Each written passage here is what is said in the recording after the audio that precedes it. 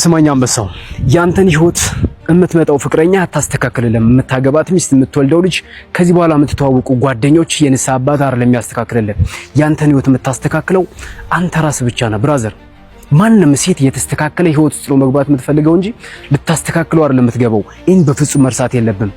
ማንም ሰው ከደስተኛ ሰው ጋር ነው እንጂ መዋል የሚፈልገው ከአማራሪ ሰው ጋር አይደለም።